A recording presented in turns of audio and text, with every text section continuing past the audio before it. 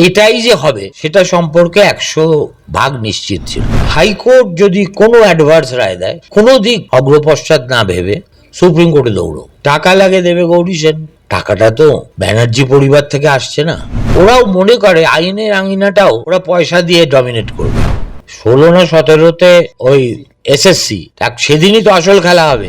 Rajshekhar Manta যা order দিয়েছে, এরপরে সিবিআই এরকে তো মানে পিছনে ধানি লঙ্কা নিয়ে যেতে হবে, দৌড়তে হবে।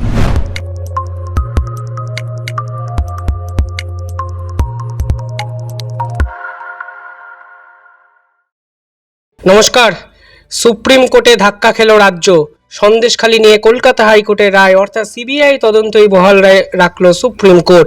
পাশাপাশি এও প্রশ্ন তুলল, কিসের জন্য এক ব্যক্তিকে বাঁচানোর জন্য সুপ্রিম কোর্টে যাওয়া, সিবিআই তদন্ত হলে ক্ষতি কি?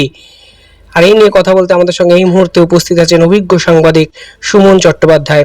সেই সন্দেশখালী ইস্যু নিয়ে ভোটের আগে ভাইরাল ভিডিও সহ একাধিক প্রেস মিট করেছিলেন খোদ অভিষেক। সেই আলটিমেটলি আজকে সুপ্রিম কোর্টে গিয়েও রাজ্য ধাক্কা খেলো, সিবিআই তদন্ত হচ্ছে সন্দেশখালী নিয়ে।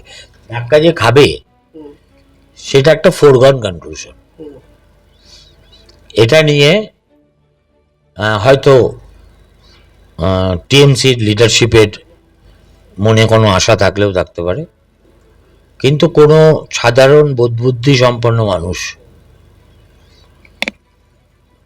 এটাই যে হবে সেটা সম্পর্কে 100% নিশ্চিত ছিল। প্রথম কথা হলো, হাইকোর্টের ডিভিশন বেঞ্চ, তাও আবার led by the chief justice,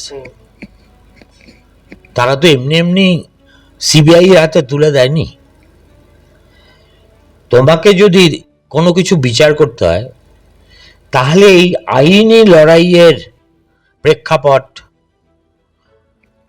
high court বারবার বলা সত্ত্বেও কিছু করা হচ্ছে না। তাদের রায়ের অপব্যাখ্যা করে বলা হচ্ছে যে ওরাই নাকি আটকে দিয়েছে শাহজাহানের অ্যারেস্ট। ঠিক আছে, ফলে এই শিবজ্ঞানমের যে অর্ডারটা দিয়েছিলেন উনি, সেটা এত ওয়েল রিজনড অর্ডার যে সুপ্রিম কোর্ট ওটা দেখবে, দেখে অ্যাপিলটাকে ডাস্টবিনে ফেলে দেবে। আজকে ঠিক তাই হয়েছে, বিআর গাওয়াই তাই বলেছেন। এখন এইটা না, আমি একটা জিনিস দেখছি, এটা এর আগে কোনো সরকারের আমলে কখনো দেখিনি। সেটা হচ্ছে, হাইকোর্ট যদি কোনো অ্যাডভার্স রায় দেয়, কোনো দিক নত্যসত্য বিচার না করে, অগ্রপশ্চাৎ না ভেবে সুপ্রিম কোর্টে দৌড়ো। টাকা লাগে দেবে গৌরী সেন, টাকাটা তো ব্যানার্জি পরিবার থেকে আসছে না। আমার তোর টাকা থেকেই আসছে। কিন্তু এখন একটা তো 5 স্টার 7 স্টার কালচার হয়ে গেছে টিএমসি লিডাররা হেলিকপ্টার ছাড়া প্রচার করে না, আরো একটু দূরে হলে চার্টার্ড ফ্লাইটে যায়। তেমনি ওরাও মনে করে আইনের আঙিনাটাও ওরা পয়সা দিয়ে ডমিনেট করবে। ফলে every time you will see the same bloody Abhishek Manu Singhvi or Kapil Sibal, they are appearing for state government. Kapil সিব্বলের দৈনিক fee is close to 1 crore rupees. এই যে অনর্গল টাকা গলে যাচ্ছে, এর পিছনেও কিন্তু একটা র্যাকেট আছে। এই মুহূর্তে পশ্চিমবঙ্গের একটি সংবাদপত্রের সদ্য মালিক হওয়া একজন ব্যক্তি, তিনি কিন্তু তৃণমূল কংগ্রেসের লিগ্যাল থিঙ্ক ট্যাঙ্কটাকে ডমিনেট করেন। ঠিক আছে, নইলে যে কল্যাণ ব্যানার্জি মুখের রক্ত তুলে রাজ্য সরকারকে ডিফেন্ড করতো, হাইকোর্টে করতো, সুপ্রিম কোর্টে করতো, তাকে কিরকম কাঁচি করে একদম রিংয়ের বাইরে ফেলে দিয়েছে। Okay, Kalyan Banerjee is not Abhishek Manu Singhvi, কিন্তু Kalyan Banerjee is more effective than Abhishek Manu Singhvi when it comes to theatrics in court. ও তো এমনিতে একটু দোকান কাটা আছে, ফলে ওর কাছে সুপ্রিম কোর্টের প্রধান বিচারপতিও যা, আর শ্রীরামপুরের জগাইও তাই।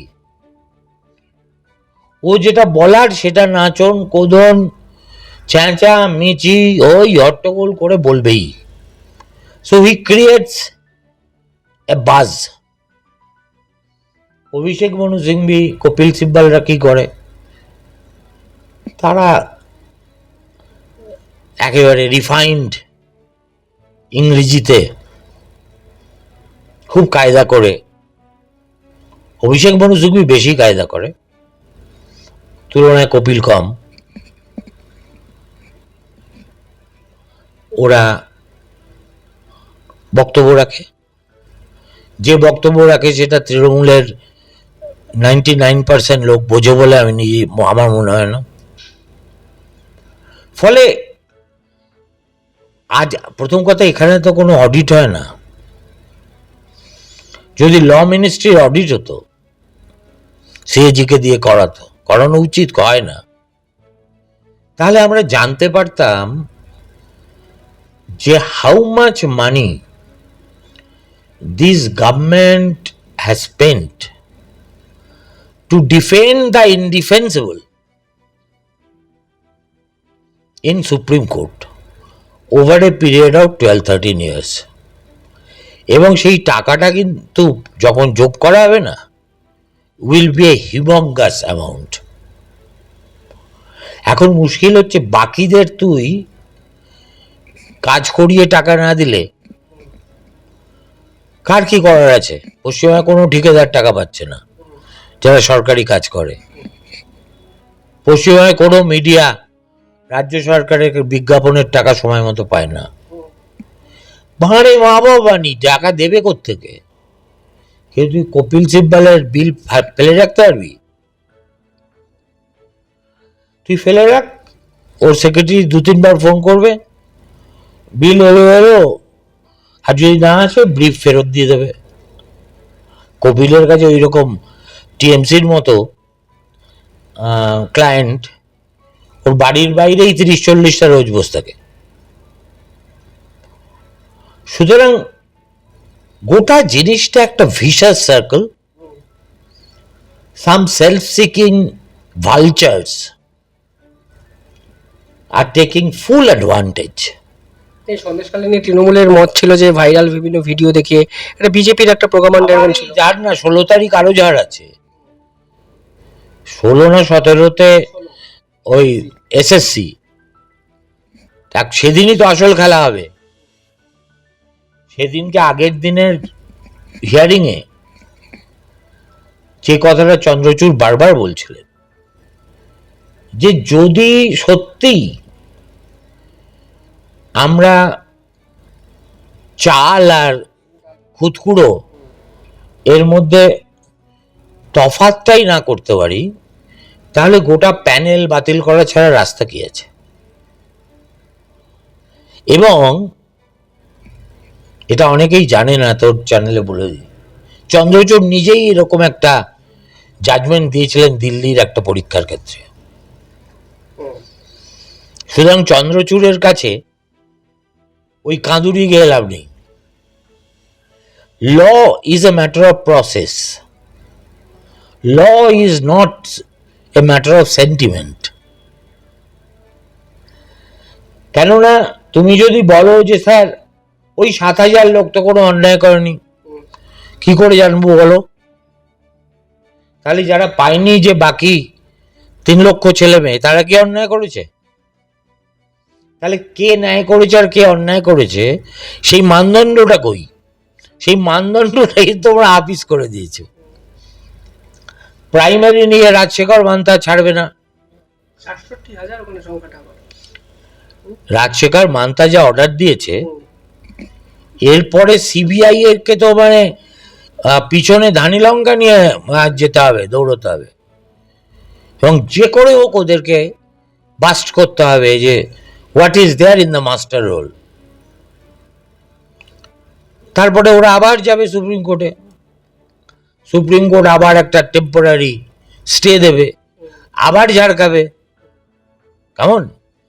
এখন আত্মসম্মান যাদের আছে, যাদের মাত্রাজ্ঞান আছে, বোধ বুদ্ধি বিবেচনা আছে, তারা একরকম কাজ করে। যাদের সেটা নেই, বাংলা অভিধানে তাহাদের বেহায়া বলা হয়।